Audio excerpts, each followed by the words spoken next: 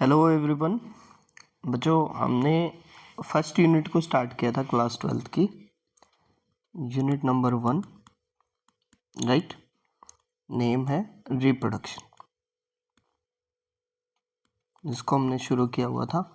Chapter हम उसका पढ़ रहे थे sexual reproduction in flowering plant, right. ये हम पढ़ रहे थे। ये थर्ड लेक्चर है जिसके अंदर हम आज स्ट्रक्चर ऑफ पोलन ग्रेन्स के बारे में पढ़ेंगे, राइट।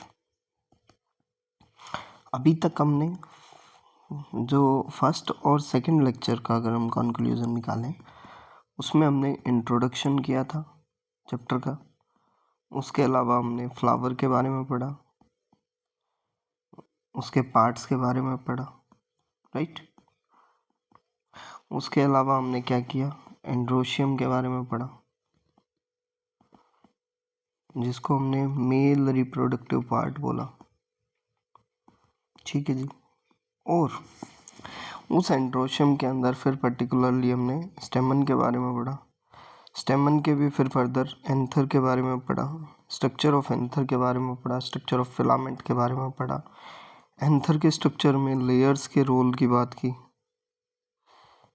उनके फंक्शंस की बात की, स्ट्रक्चर की बात की। ये सारी चीज़ें हमने पिछले लेक्चर्स में कर ली थी, ठीक है जी।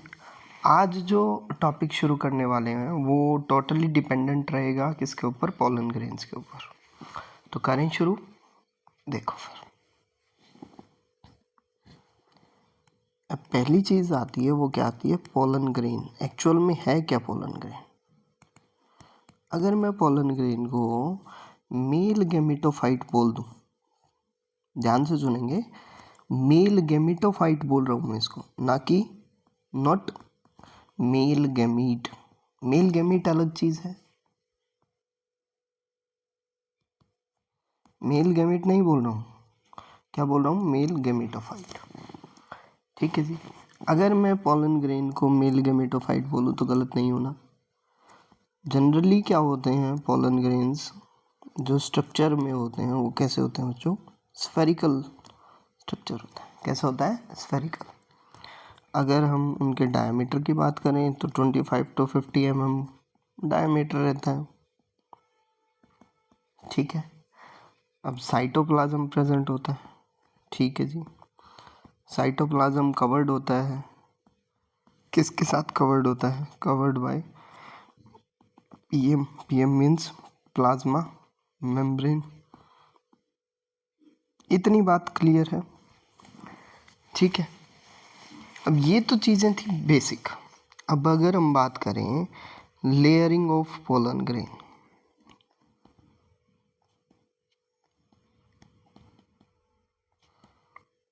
अब पोलन ग्रेन्स के अंदर दो लेयर होती हैं। पहली जो लेयर है उसको हमने क्या नाम दिया? एक्साइन।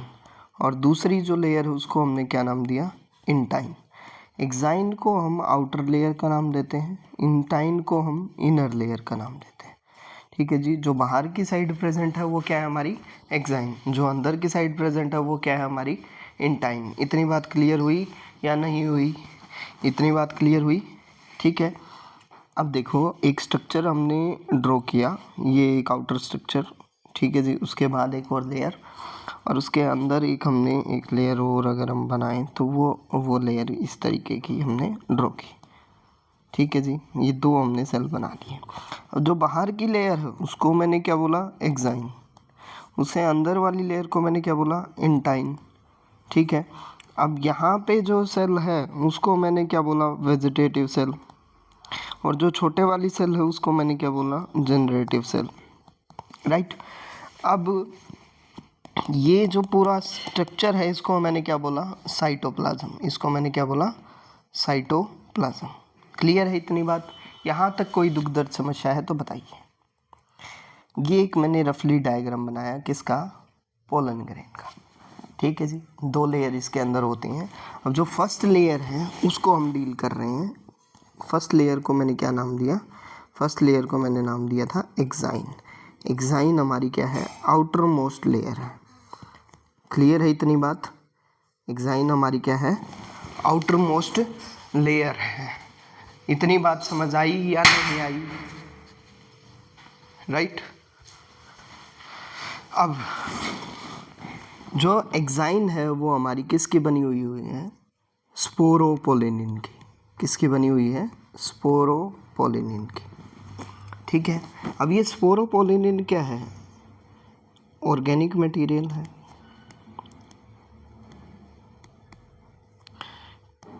हाईली रेजिस्टेंट है,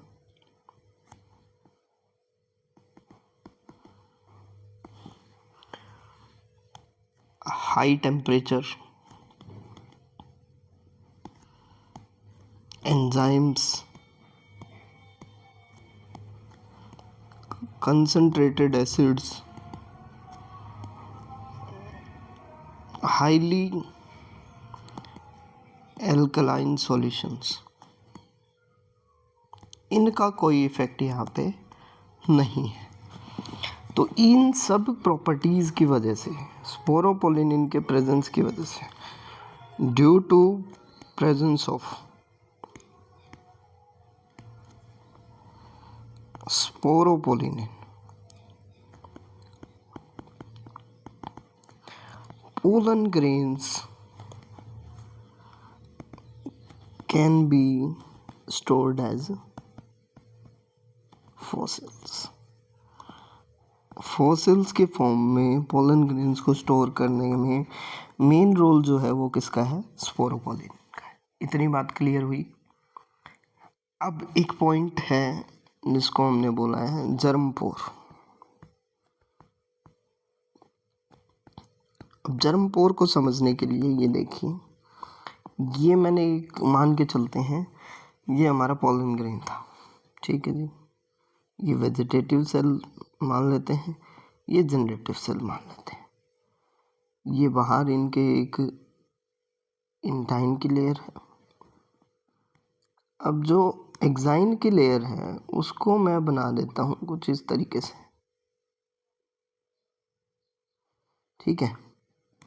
अगर आप यहाँ देखेंगे, ये एक लेयर है, एक पॉइंट है। इस पॉइंट के ऊपर अगर स्पोरोपोलिनिन एब्सेंट है, ध्यान से सुनेंगे, यहाँ क्या है, स्पोरोपोलिनिन एब्सेंट है। स्पोरोपोलिनिन यहाँ क्या है, एब्सेंट है, ठीक है जी। इस पॉइंट को जहाँ पे स्पोरोपोलिनिन क्या है, एब्सेंट है, उस पॉइंट को मैं क्या नाम दे रहा हूँ, जर्मपोर। क्या नाम दे रहा हूँ, जर्मपोर। अगर आप डेफिनेशन बात करें जर्मपोर की, germ pore is the point on which sporopollenin is absent. इतनी बात क्लियर है, नहीं है? It is the point where, or you can say from where germination of pollen tube occurs.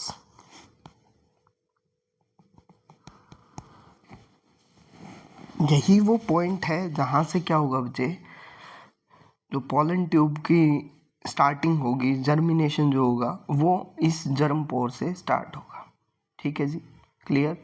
अब जो एक्साइन होती है उसके जो पैटर्न्स हैं, ये जो स्ट्रक्चर है, ये वेरी करेगा स्पीसीज टू स्पीसीज।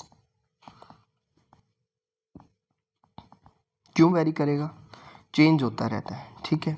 अब किसी में स्ट्रक्चर कैसा है, किसी में स्ट्रक्चर कैसा है, इतनी बात क्लियर हुई। अब ये तो थी भाई हमारी किसकी बात, फर्स्ट लेयर की बात। अब जो सेकंड लेयर है वो क्या है, उस सेकंड लेयर को मैं नाम दे देता हूँ इंटाइन का। किसका नाम दे देता हूँ, इंटाइन, ठीक है जी। इनर लेयर अगर मैं इसको बोलूँ कोई दिक्कत। अब दूसरी बात इसकी आई कंपोजिशन की, बनी हुई किस चीज़ से, यस बनी हुई किस चीज़ से है, सेलुलोज से बनी हुई है। और दूसरा किससे बनी हुई है, पेक्टिन से बनी हुई है। अब कंपैरिजन अगर मैं करूँ तो देखो, यहाँ हम क्या बात कर रहे थे, जो एग्जाइन है वो किसकी बनी हुई थी, स्पोरोपोलिनेन की, ठीक है। इंटाइन जो है वो किसकी बनी हुई है, सेलुलोज की और पेक्टिन की। इतनी बात क्लियर हुई? यस, यस और नो? ठीक है। अब ये इनर लेयर जो है ये थिन है और कॉन्टिन्यूअस लेयर है, और कैसी है, कॉन्टिन्यूअस लेयर है, ठीक है। बनी हुई किसकी है, सेलुलोज की बनी हुई है, पेक्टिन की बनी हुई है। कैसा नेचर है, थिन है और कॉन्टिन्यूअस है, ठीक है जी। अब बात आई कंपोजिशन ऑफ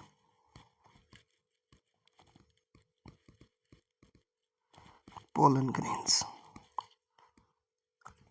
अभी तक तो आउटर लेयर्स की बात चल रही थी, अब कंपोजिशन। पोलन ग्रेन्स के अंदर क्या है भाई, उसका खुद का साइटोप्लाज्म है, ठीक है जी। और दो टाइप के सेल्स हैं, 2 टाइप्स ऑफ सेल्स। कितने टाइप के सेल्स हैं, 2। जो लार्जर सेल है, अरे एक क्या है, स्मॉलर सेल है। लार्जर सेल को हमने क्या बोला, वेजिटेटिव सेल। स्मॉलर सेल को हमने क्या बोला, जनरेटिव सेल। देखो नेम से ही इंडिकेट कर रहा है, वेजिटेटिव सेल, वेजिटेबल्स। याद रखने के लिए, वेजिटेबल्स आपको किसके लिए चाहिए, फूड का सोर्स है ना। जनरेटिव सेल जनरेट कर रहा है, जनरेट किसको कर रहा है, मेल गैमेट्स को। यहाँ से आपके इनके फंक्शंस का आइडिया आपको मिल गया होगा, नहीं मिला है तो बात कर लेते हैं। देखो वेजिटेटिव सेल, अगर हम बात करें बिगर इन साइज, कैसा होता है बच्चे, बड़ा होता है, बिगर इन साइज। उसके अलावा जो सेकंड पॉइंट है इसके अंदर क्या है, अबंडेंट फूड रिजर्व मटेरियल होता है, ठीक है। अबंडेंट क्या होता है, फूड रिजर्व यहाँ पे स्टोर होता है। उसके अलावा क्या होता है, लार्जली इर्रेगुलर शेप्ड,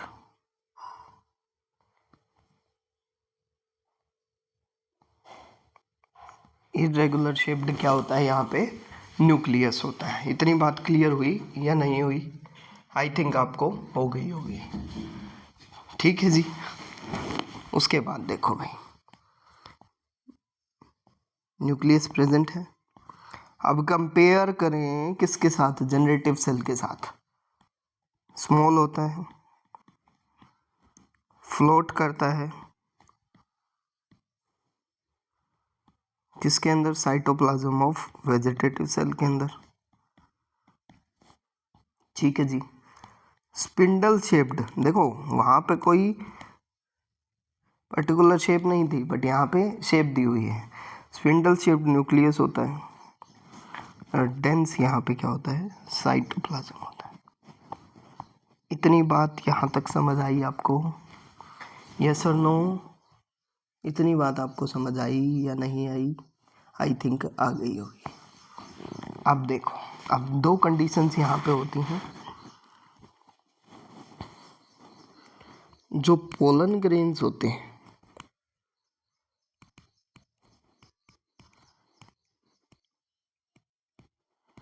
इनके अंदर कंडीशंस की बात करें तो कंडीशंस दो टाइप की हैं, 2 सेल्ड स्टेज, और पोलन ग्रेन्स हो सकते हैं 3 सेल्ड स्टेज के अंदर। अब ये क्या है 2 सेल्ड स्टेज, अब देखो 2 सेल्ड स्टेज के अंदर अगर मैं पहली बात करूं, 2 सेल्ड स्टेज, यहाँ पे क्या होगा, एक वेजिटेटिव सेल है और दूसरा क्या है, जनरेटिव सेल है। बट ये जो कंडीशंस हैं ये 60% एंजियोस्पर्म्स के अंदर होती है। अब बात आई 3 सेल्ड स्टेज की, इस 3 सेल्ड स्टेज में क्या होगा, वेजिटेटिव सेल सबके अंदर कॉमन है, बट ये जो जनरेटिव सेल है ना, ये डिवाइड हो जाएगा किसके अंदर, मेल गैमेट्स के अंदर। और कितने मेल गैमेट के अंदर, 2 मेल गैमेट के अंदर। अब देखो वहाँ पे कितने सेल थे, 1 और 2। अब यहाँ क्या होगा, 1 मेल गैमेट ये, 1 मेल गैमेट ये, और 1 वेजिटेटिव सेल। तो टोटल कितने सेल हुए, 3 सेल। इसलिए इसको हमने क्या बोला, 3 सेल्ड स्टेज। और ये कंडीशंस 40% एंजियोस्पर्म्स के अंदर कॉमन है। एनसीईआरटी की लाइंस आप ये चीज़ देख सकते हैं, यूं कि यूं। ठीक है, क्लियर है इतनी बात। अब बात आई वायबिलिटी। वायबिलिटी सबसे पहले तो हमारे दिमाग में यही आता है, एबिलिटी और पावर, और you can say capacity, time to germinate. एक पोलन ग्रेन की, एक सीड की वो कैपेसिटी, वो एबिलिटी, जिस टाइम तक वो क्या है, कैपेबल है, किसके लिए, जर्मिनेशन के लिए, उसको हमने क्या बोला, वायबिलिटी। क्लियर है इतनी बात। जैसे शेडिंग ऑफ पोलन ग्रेन्स होगी तो पोलन ग्रेन्स तो रिलीज हो चुके हैं, बट अगर वो टाइम पे स्टिग्मा के पास नहीं पहुंचे, देखो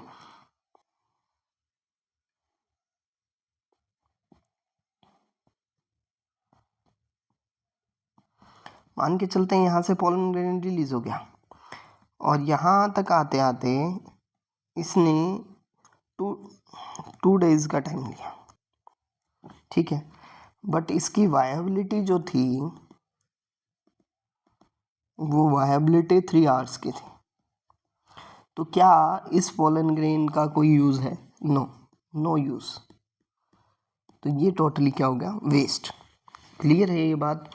तो अब पोलन ग्रेन का शेडिंग ही इम्पोर्टेंट नहीं है, वो कब पहुंच रहा है, कितना टाइम ले रहा है, वो चीज़ भी इम्पोर्टेंट है। अब ये जो वायबिलिटी पीरियड है ये वेरी करता है, vary between species to species. कैसे, अब देखो जैसे सीरियल्स की अगर मैं बात करूं, सीरियल्स में राइस की बात कर लेते हैं, व्हीट की बात कर लेते हैं। यहाँ पे जो वायबिलिटी पीरियड होता है वो क्या होता है, 30 मिनट्स का होता है। कितना होता है, 30 मिनट्स का। बट अगर मैं कुछ और एग्जांपल्स की बात करूँ, लाइक एग्जांपल्स लेग्यूमिनोसी फैमिली की बात करूँ, ठीक है, या दूसरी फैमिली की बात करूँ, मैं रोजेसी फैमिली की बात करूँ, या फिर तीसरी की बात कर लेते हैं, सोलानेसी। स्पेलिंग आप प्लीज़ चेक कर लीजिएगा। इनके अंदर क्या है, अगर वायबिलिटी की बात करूं तो वो वायबिलिटी मंथ्स तक चली जाती है। अब देखो यहाँ पे मंथ्स में चलेगी, यहाँ सिर्फ मिनट्स का गेम है। तो वायबिलिटी जो है वो स्पीसीज के अंदर वेरी करती है। इतनी बात क्लियर हुई। और इसी वायबिलिटी के बेसिस पे सारी चीज़ें डिपेंडेंट होती हैं। अब आज का जो लास्ट टॉपिक है वो क्या है, economic importance of pollen grains.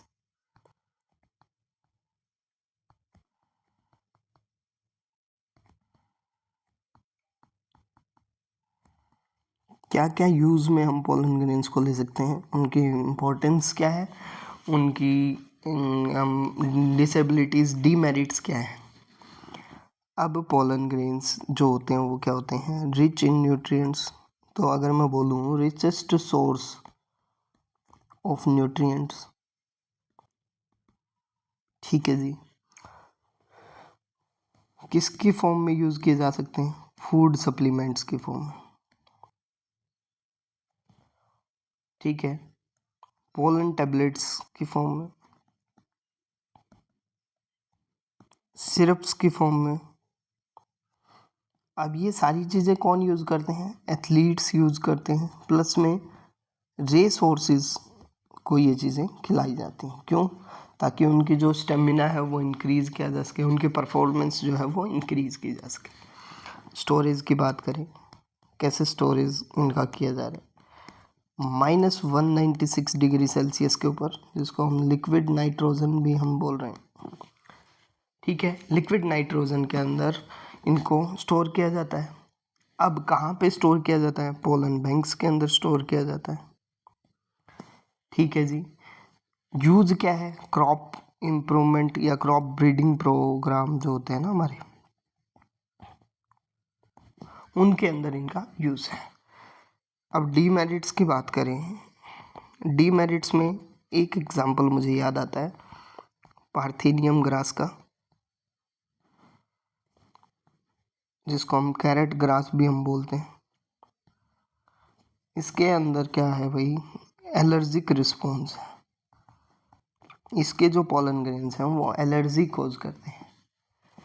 ये था बच्चे आज का टॉपिक। कल जो हम पढ़ेंगे वो क्या पढ़ेंगे? Structure of gynoecium. होपफुली ये वीडियो आपके लिए यूज़फुल रहा होगा। अगर आपको समझ आ रहा है यहाँ पे तो जुड़े रहिए हमारे साथ। तो चैनल को सब्सक्राइब कर लें बायोबिट्स को। Thank you. Stay connected with us.